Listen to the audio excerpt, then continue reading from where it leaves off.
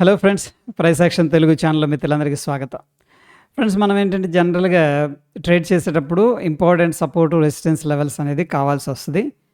ఎందుకంటే ఆ లెవెల్స్ దగ్గర మార్కెట్ అనేది రెస్పెక్ట్ చేస్తూ ఉంటుంది. సో మార్కెట్ ఎప్పుడైతే ఆ లెవెల్స్ని రెస్పెక్ట్ చేస్తుందో బేస్డ్ ఆన్ దట్ రియాక్షన్ ఏంటంటే మనం యాక్షన్ తీసుకోవడం అనేది జరుగుతుంది. సో ప్రస్తుతం ఏంటంటే ఇక్కడ మనం ఈ యొక్క ఇండికేటర్ అనేది టెక్నికల్ ఇండికేటర్ యాడ్ చేసాం. అండ్ బిట్ కాయిన్ అనేది 15 మినిట్స్ టైం ఫ్రేమ్లో చూస్తే సో ఇలా ట్రెండ్ అవుతూ ఉంది. ప్రీవియస్గా ఇది రెసిస్టెన్స్ లాగా పనిచేసింది. ఈ లెవెల్ దగ్గరకు వచ్చినప్పుడు రిజెక్షన్ జరిగింది. బట్ ఫైనల్గా బ్రేక్అవుట్ అయితే అయింది ఇక్కడ. ఓకే, టెక్నికల్గా ఫర్ ఎగ్జాంపుల్ ఇక్కడ ఎవరైనా బై చేశారనుకోండి. సో చూద్దాం ఇక్కడ కింద ఏదైనా సపోర్ట్ ఉందా అని చెప్పేసి అప్రాక్సిమేట్గా సపోర్ట్ దాకా రావడం అనేది జరిగింది. ఓకే, ఎనీహౌ ఇక్కడ ఎక్కడన్నా బై చేస్తే కూడా ఇది రెసిస్టెన్స్ లాగా కాకపోయినా అట్లీస్ట్ మీరు అక్కడ ఒక ఇంపార్టెంట్ పాయింట్ ఉంది, టార్గెట్ అనేది బుక్ చేసుకోవడానికి హెల్ప్ చేస్తుంది. లేదనుకోండి, చూడండి ఎప్పుడైతే ఈ యొక్క లెవెల్ దగ్గరకు వచ్చిందో మళ్ళీ సిగ్నిఫికెంట్గా డ్రాప్ అయిపోయింది ప్రైస్. ఓకే, ఎనీహౌ ఈ యొక్క లెవెల్ అనేది చిన్నగా కష్టపడి ఫైనల్గా బ్రేక్అవుట్ అయితే చేసుకుంది. అండ్ ఈ పాయింట్ ఆఫ్ కంట్రోల్ ఏదైతే ఉందో దీనిపైన ఉందంటే మనం బుల్లిష్గా కన్సిడర్ చేసుకుంటాం. దాని తర్వాత ఈ యొక్క పింక్ జోన్స్ ఉన్నాయి కదా, వీటిని మనం రెసిస్టెన్స్గా కన్సిడర్ చేసుకుంటాం. సో ఇక్కడ ఒకవేళ బ్రేక్అవుట్ అయింది కదా, బై అనేది చేశారనుకోండి, సపోర్ట్ నుంచి బయటకు వస్తుంది, బ్రేక్అవుట్ అయింది. నెక్స్ట్ ఈ లెవెల్ అనేది మనం టార్గెట్ పెట్టుకోవచ్చు.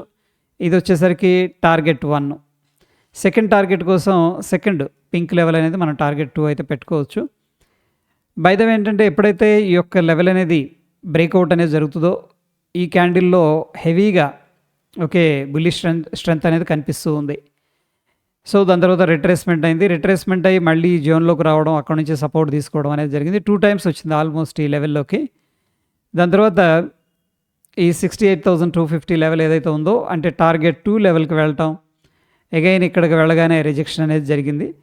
సో రిజెక్షన్ జరిగింది అనుకోండి, మనకేమవుద్దంటే ఇక్కడ రిజెక్షన్ జరిగిన తర్వాత ఒక కన్సోలిడేషన్ అనేది జరిగి బ్రేక్అవుట్ అవుతుంది.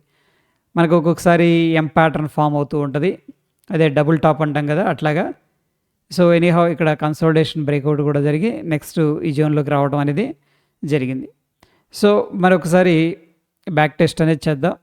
సో మార్కెట్ ఫాలో అవుతుంది, ఈ జోన్కి వచ్చింది. ఈ జోన్కి వచ్చాక ఈ జోన్లో సపోర్ట్ తీసుకోవడానికి ట్రై చేసింది. అగైన్ ఏంటంటే సపోర్ట్ తీసుకొని ఇక్కడ ప్రైస్ అనేది స్ట్రక్చర్ అనేది బ్రేక్అవుట్ అయింది. సో నెక్స్ట్ మనకి టార్గెట్ ఏంటి, పాయింట్ ఆఫ్ కంట్రోల్ అనేది రెసిస్టెన్స్గా ఉండే అవకాశం ఉంది. ఈ జోన్లోకి రాగానే మనం ప్రాఫిట్ బుకింగ్ చేసుకుంటాం. అక్కడ నుంచి కొంత సెల్లింగ్ ప్రెషర్ అనేది వచ్చింది. బట్ అగైన్ ఏంటంటే ఫైనల్గా ఈ యొక్క లెవెల్ అనేది బ్రేక్అవుట్ అయిపోయింది. దాని తర్వాత ఈ జోన్ని బ్రేక్ చేసింది కానీ సస్టైన్ అవ్వలేదు. అగైన్ ఈ జోన్ని రెసిస్టెన్స్ లాగా తీసుకొని కిందకి రావడం జరిగిందనమాట. సో బై ద వే ఏంటంటే పాయింట్ ఆఫ్ కంట్రోల్ అనమాట. జనరల్గా మార్కెట్ని మనం పాయింట్ ఆఫ్ కంట్రోల్ పైన ఉందనుకోండి బుల్లిష్గా కన్సిడర్ చేస్తాం. పాయింట్ ఆఫ్ కంట్రోల్ కిందగా ఉందంటే వీక్గా కన్సిడర్ చేస్తాం. ఓకే, ఎనీహౌ ఇంపార్టెంట్ సపోర్టు ఇది బ్రేక్అవుట్ అవుతుందా లేకపోతే ఇక్కడ నుంచి ప్రైస్ రిజెక్ట్ అవుతుందా అనేది చూస్తాం. సో ఒకవేళ మనకి ఇక్కడ బాయింగ్ యాక్టివిటీ అనేది కనిపించిందంటే next point of control target పెట్టుకుంటాం. పాయింట్ ఆఫ్ కంట్రోల్ దగ్గర బ్రేక్అవుట్ అయిందంటే నెక్స్ట్ మనకి ఇది టార్గెట్ 1గా తీసుకోవడం అనేది జరుగుతుంది.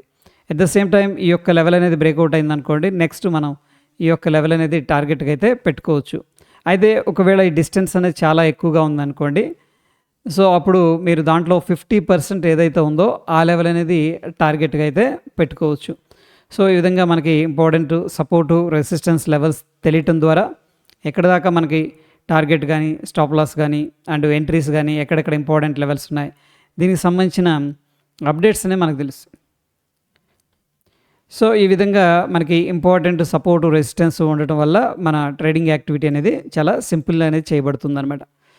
Okay, so that's it friends. మరొక ఇంట్రెస్టింగ్ ఎపిసోడ్ మళ్ళీ కలుసుకుందాం. వీడియో నచ్చింది అనుకోండి, తప్పకుండా లైక్ చేయండి. ధన్యవాదాలు.